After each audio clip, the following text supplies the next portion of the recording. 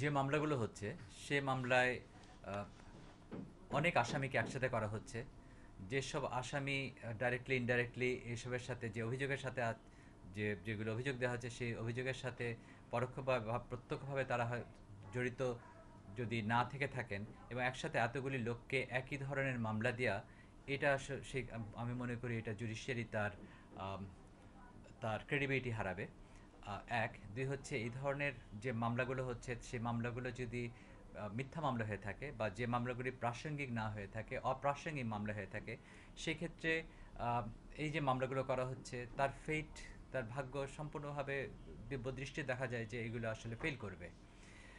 মামলা হতে হবে স্পেসিফিক অ্যালিগেশন দিয়ে, স্পেসিফিক পার্সনের এগেনস্টে তার অ্যালিগেশন থাকতে হবে স্পেসিফিক। ক্রিমিনাল কেস যখন করা হয়, ক্রিমিনাল কেসের বৈশিষ্ট্যই থাকে হচ্ছে এটাকে একেবারে স্পেসিফিক অ্যালিগেশন থাকতে হবে, তারিখ থাকতে হবে, কোন সময় ঘটনা ঘটেছে সেই ঘটনাগুলোকে ক্রমবিন্যাস করে ক্রিমিনাল মামলা করতে হয়।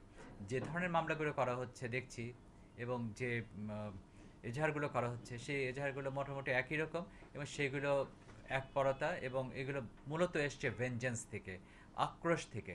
মামলা মোকদ্দমা কখনো আক্রোশ থেকে হওয়া বাঞ্ছনীয় না। মামলা মোকদ্দমা আইনকে আইনের মতো চলতে হবে। আইনকে আইনের মতো যদি চলতে না দেওয়া হয়, বিগত সরকারের আমলে যেমন মিথ্যা মামলা দেখে এসেছি, 111-এ যেমন মিথ্যা মামলা দেখে এসেছি এবং 111-এর পরে যে আমেরিকা সরকারের সময় যে মামলাগুলো দেখেছি, সেই মামলাগুলোর ক্রমান্বয়ে এই মামলাগুলো মিথ্যা পর্যবেসিত হবে। যে মুক্তির কথা আমরা বলছি, বৈষম্যহীনতার কথা বলছি, সেটা আমরা লাভ করতে পারবো না এই মিথ্যা মামলা যদি দেওয়া হয়। শুধুমাত্র হ্যারাস করার জন্য যদি মামলা দেওয়া হয়, সেই মামলা যেমন টিকবে না, তেমনি জুডিশিয়ারি বা বিচার প্রাঙ্গণ তার আম, তার যে একটা আহ, বদনাম হয়ে গেছে, যে স্বাধীন বিচার ব্যবস্থা থেকে আমরা অনেক দূরে আছি, তার থেকে আমরা মুক্তি পাবো না, আমাদের জনগণ আস্থা ফিরে পাবে না। জি। দেখেন, মানে এসব মিথ্যা মামলাগুলো মামলা। যেগুলো হচ্ছে, যে এজাহারগুলো হচ্ছে, তার সাথে ইনিশিয়েশনের ক্ষেত্রে আদালতের কোনো ভূমিকা নাই। হুম। এই যে এফআইআরগুলো হচ্ছে বা এজাহারগুলো হচ্ছে, এগুলো কিন্তু থানা থেকে এসছে। হ্যাঁ। পুলিশের কর্তব্য আছে কিছু, যে পুলিশ যখন মামলাগুলো নেয় তখন মামলাগুলো প্রাইম ফেসি দাঁড়াবে কিনা, এর অভিযোগগুলো সঠিকভাবে আইনের ভিত্তিতে করা হয়েছে কিনা, অভিযোগগুলো আপাত দৃষ্টিতে বিশ্বাসযোগ্য কিনা, এগুলো পরীক্ষা করেই করতে হয়। মামলা মামলা আমি যাচ্ছি রাস্তা দিয়ে, আমি একটা মামলা করে দিয়ে আসি, মামলার উদ্দেশ্য তো এটা হতে পারে না। আহ, মামলা যখন করা হবে তখন পুলিশের দায় দায়িত্ব থাকে। এই ক্রিমিনাল কেসের ক্ষেত্রে যেগুলো জিআর কেস করা হয়, সেখানে পুলিশের ব্যাপক আম, একটা কর্তব্য থাকে, দেখা যে এজাহারগুলো ঠিকমতো হচ্ছে কিনা, আইনগত হচ্ছে কিনা, মিথ্যা মামলা হচ্ছে কিনা। তো এই ক্ষেত্রে যে মামলাগুলো হচ্ছে, আমি তো মনে করি পুলিশ এখানে নিষ্ক্রিয়। পুলিশ তার বিবেচনা প্রয়োগ করছে বলে আমি মনে করি না।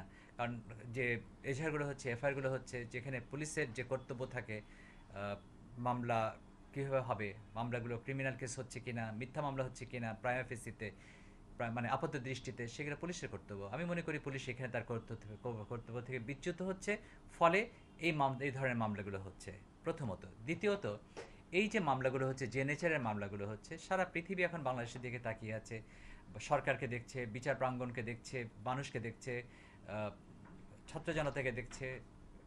এখানে সবাই কিন্তু একটা বিশ্ব এদিকে তাকিয়ে আছে, দেখছে যে আসলে কিভাবে বাংলাদেশ তার অগ্রযাত্রা হচ্ছে। এরকম অগ্রযাত্রার মধ্যে যদি মিথ্যা কেস যদি একটা অংশ হয়ে থাকে, তবে সেটা আমি মনে করি শুভ কোনো বিষয় না। মামলা যদি হয়, যার বিরুদ্ধে মামলা হয়, তার বিরুদ্ধে স্পেসিফিক মামলা দিতে হবে। যদি কেউ ফিনান্সিয়াল কারাপশন করে থাকে, তাকে ফিনান্সিয়াল কারাপশনের মামলা দেওয়া হোক। কারো যদি সম্পত্তির হিসাবের মামলা হয়ে থাকে, তার জন্য সে স্পেসিফিক মামলা দেওয়া হোক।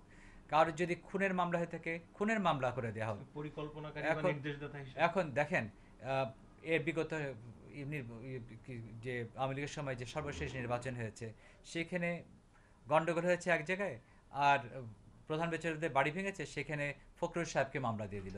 তিনি তো সেখানে ছিলেনই না।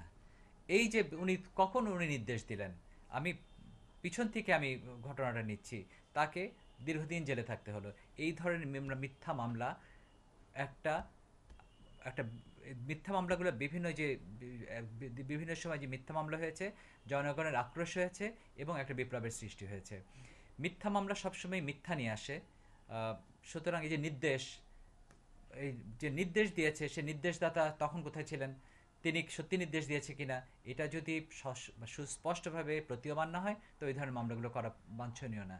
এই মামলাগুলো খারাপ জিনিস খারাপ জিনিসকে ডেকে নিয়ে আসে, কখনো শুভ কিছু হয় না।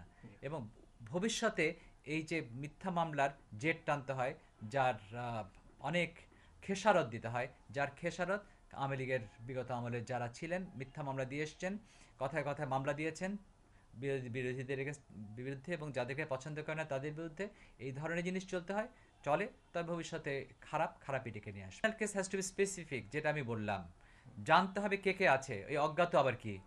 অজ্ঞাত মানেই হচ্ছে একটা গ্যাপ রেখে দিচ্ছে। আমি একটু পুলিশের এই ক্ষেত্রে আমরা এর আগেও নিউজ করতে দেখেছি যে অজ্ঞাতটা পুলিশে অনেক পুলিশ অতি উৎসাহী হয়ে দেয় যাতে করে তার একটা বিজনেস পড়ে বা সবাইকে ওর ভিতরে ঢুকানো। এটা একটা ব্ল্যাকমেলিং হয়। যেমন ধরেন আমি দেখেছি বহু লোককে নিয়ে এসছে, কোথায় তাকে ধরে নিয়ে এসে তার পকেটের মধ্যে একটা দেশি বন্দুক আর একটা হাতে বাংলা মদ দিয়ে ধরে রেখেছে, হাতে একটা ইয়াবা দিয়ে রেখেছে। বাংলাদেশকে এই মিথ্যা কালচার থেকে উত্তরণ হতে হবে। দীর্ঘদিন ধরে যে মিথ্যা মামলাগুলো হয়ে এসছে, যে নেচারের মিথ্যা মামলা হয়ে এসছে, পুলিশ যে মামলাগুলো করেছে, পুলিশের মাথার মধ্যে যে ঢুকে গেছে, যে মিথ্যা মামলার যে বিষ ঢুকে গেছে, সেই বিষটাকে বের করতে হবে। যদি সমাজ সংস্করণ করতে হয় তবে justice has to be secured.